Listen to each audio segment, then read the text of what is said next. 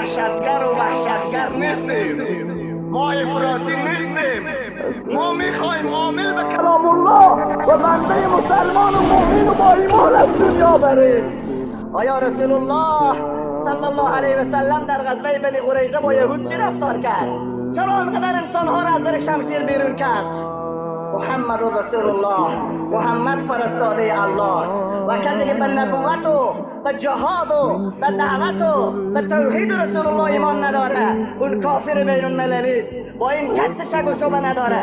بخونه 1000 سال نماز بخونه، بگه 1000 سال کلمه بگه 1000 میلیون دلار انفاق بکنه، باید زندگی 23 ساله رسول الله ایمان داشته باشه.